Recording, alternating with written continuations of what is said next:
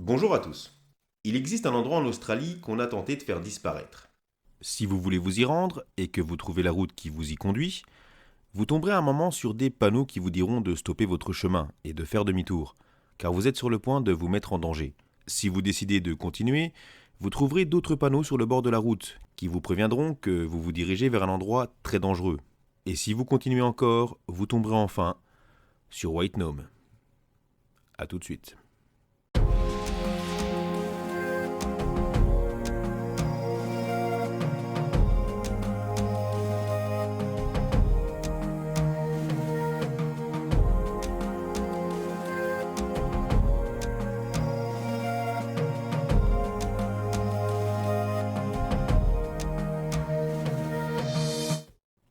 C'est en 1917, dans le Midwest australien, qu'on va découvrir de l'amiante bleue, aussi appelée crocidolite. L'amiante à cette époque, c'est quelque chose qui a son importance et qui peut rapporter gros. C'est en 1930 qu'on va s'intéresser à l'amiante qu'on trouve sur ces terres, et un chantier d'extraction d'amiante va ouvrir. Une petite bourgade va alors commencer à se former. Elle prendra plus tard le nom de White Gnome, en l'honneur de Frank White Gnome, qui était un agriculteur mais aussi un explorateur qui avait découvert ces terres. En 1943, l'entreprise coloniale Sugar Raffinery va racheter les mines d'amiante et va augmenter la cadence. Et c'est en 1947 que la ville de White Gnome va réellement naître et prendre de l'importance en voyant sa population grandir. À son plus haut taux de croissance, la ville a compté jusqu'à 20 000 habitants. Tout le monde est heureux, la ville se développe et prospère, sauf que ce qu'ils ignorent, c'est que certains d'entre eux vont mourir, et malheureusement pas que les mineurs. Bon, petite parenthèse. Normalement de nos jours, tout le monde sait que l'amiante c'est nocif pour la santé. Mais savez-vous depuis quand l'humain utilise l'amiante? Bah si vous savez pas, accrochez-vous parce qu'à mon avis, ça va vous surprendre. Des archéologues ont trouvé des poteries en fibre d'amiante datées de 4500 ans, c'est-à-dire que l'amiante était travaillée par l'homme dès le néolithique. Et tout au long de l'histoire humaine, on va se servir de fibres d'amiante. C'est seulement au début du XXe siècle qu'on va vraiment se poser des questions sur la dangerosité de l'amiante, et enfin se pencher sérieusement sur ce problème. Sauf que non. Enfin, pour ce qui est de se poser des questions sur l'amiante. Et là aussi, accrochez-vous bien. Pline l'Ancien, qui était un écrivain et naturaliste romain du 1er siècle, mentionne dans ses ouvrages les dommages causés aux poumons d'esclaves tisserands romains travaillant cette fibre. Au 1er siècle, il y avait déjà un type qui avait de sérieux doutes sur l'amiante. Bah il a fallu attendre la fin du XXe siècle pour dire qu'officiellement, l'amiante, ça tue. Bref, refermons cette parenthèse et revenons à notre ville de White Gnome, où l'amiante, a priori, c'est cool. Et c'est tellement cool qu'on en fout partout. Mais vraiment partout. Déjà, les résidus d'amiante sont balancés dans les alentours de la ville, et on va en stocker en grande partie dans des gorges. Ce que vous voyez là, ce sont d'immenses tas de résidus d'amiante, qui datent de l'époque de la mine. J'espère que le type qui a pris la photo était bien équipé. Mais c'est pas tout, car vu que de l'amiante, ils en manquaient pas, ils vont en foutre partout en ville. Ils s'en serviront pour les routes, les terrains de golf, les parcs et jardins, les cours d'école, et encore bien d'autres choses.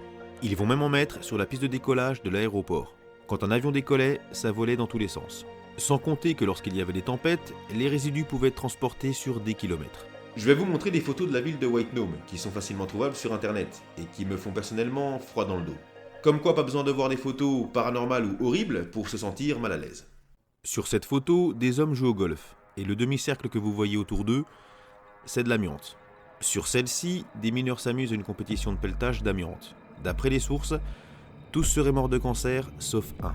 Sur celle-là, une course en sac sur un sol recouvert d'amiante, et une des plus dérangeantes pour moi, où on peut voir deux petits enfants en train de jouer dans de l'amiante, comme s'ils s'amusaient dans un bac à sable. Et enfin cette photo, où deux enfants viennent de s'amuser dans de l'amiante. Il s'agit de David Jones et de sa frangine. Pour la petite, j'espère qu'elle coule des jours heureux avec sa famille. Pour ce qui est de David, il est malheureusement décédé en 2006, à l'âge de 48 ans d'un mésothéliome, qui est un cancer du poumon presque toujours lié à l'amiante. En 1966, tout va basculer. L'entreprise qui gère la mine de White Gnome ferme pour raisons économiques. Et à partir de là, le gouvernement australien va grandement inciter les habitants à quitter la ville. Après, faut être conscient d'une chose, l'amiante avait jadis le surnom d'or blanc, et même si beaucoup de médecins ont poussé des cris d'alerte au XXe siècle, voire même avant, quand quelque chose rapporte beaucoup d'argent, eh bien parfois certains hauts décisionnaires, j'ai envie de dire, préfèrent fermer les yeux et se boucher les oreilles. À la fin des années 70, pour forcer les récalcitrants qui refusaient de quitter la ville, le gouvernement va faire fermer les services publics. La ville se vide et n'est plus que l'ombre d'elle-même, même si certains décident quand même de rester. En 1992, le gouvernement va commencer à détruire les maisons qui ont été abandonnées. Puis en 2006, pour forcer les dernières personnes à partir, ils vont couper l'électricité de toute la ville.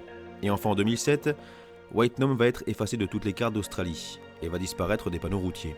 Une zone de 470 km² sera considérée par le gouvernement comme dangereuse pour l'être humain. Cependant, ça n'empêche pas certains touristes de chercher White Gnome pour aller s'y promener. Alors après, si vous êtes équipé avec combi et tout, ok. Mais si c'est pas le cas, faites gaffe où vous mettez les pieds. Car si par malheur vous shootez dans un petit tas sans faire exprès, et que ça fait voler une espèce de poussière de paillettes bleutées, eh bien essayez de retenir votre respiration, parce que c'est pas des paillettes. Il y a quelques années, un journaliste s'est rendu à White Gnome pour y tourner un petit documentaire que vous pourrez retrouver sur YouTube. Il y a rencontré un des derniers habitants de la ville, un certain Mario Hartmann, qui y vit depuis plus de 30 ans, au début en tant que chasseur de kangourous, et désormais il fait un tout petit boulot pour le service météorologique d'Australie. Il y vit avec son chien et il a clairement pas envie de partir. Quand on lui parle de l'amiante, il dit que le risque se situe surtout du côté de la mine et que les autorités exagèrent sur le côté mortel de l'amiante. Because if we wouldn't have the asbestos, this be a big tourist thing here. There'd be people everywhere. And I wouldn't be here then. Mais non loin de White Gnome et de sa mine réside le peuple aborigène Banjima, ou Banjima, je ne sais pas si je prononce bien, qui lui a été victime de tout ça sans ne pouvoir rien y faire. Maitland Parker, qui fait partie de cette communauté, a grandi avec sa famille proche des résidus d'amiante. En 2016, on lui a diagnostiqué un cancer des poumons dû à l'amiante. L'espérance de vie moyenne d'une personne touchée par ce mal est de 1 à 2 ans. Et M. Parker était toujours en vie en 2022. Le peuple Banjima a des croyances et des coutumes qui l'obligent à se rendre où se trouvent ces résidus d'amiante. Et renoncer à s'y rendre, c'est renoncer à ses croyances. Malgré que chacune de ses respirations le fasse souffrir, Maitland Parker militera jusqu'à son dernier souffle pour que le gouvernement australien prenne ses responsabilités et nettoie White Gnome et ses alentours. Fin d'année 2022, les derniers résidents de White Gnome ont été expulsés par le gouvernement australien, qui a décidé de faire définitivement disparaître cette ville. Des travaux sont bel et bien prévus, mais pour ce qui est des alentours de la ville, a priori c'est pas leur première préoccupation. L'amiante bleue est la forme d'amiante la plus dangereuse qui soit. On estime le nombre de morts de la ville de White Gnome dû à l'amiante entre 2000 et 3000, mais ce nombre est fortement contesté, il pourrait y en avoir bien plus. Et le plus dingue là-dedans, c'est que certains mineurs qui étaient au plus proche de l'amiante dans la mine n'ont jamais déclaré de cancer. Par contre, des personnes qui vivaient non loin de White Gnome et qui n'ont pourtant jamais mis un pied dans la mine ont déclaré un cancer.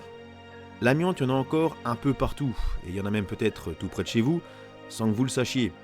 Donc si vous avez le moindre doute, surtout pas touche.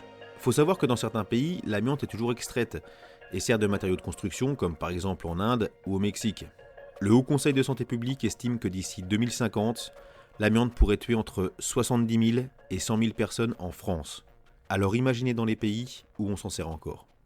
J'espère que cette vidéo vous aura plu. Si c'est le cas, likez, pensez à vous abonner si ce n'est pas fait, à activer la petite clochette, partagez et surtout, prenez soin de vous. Allez, bisous.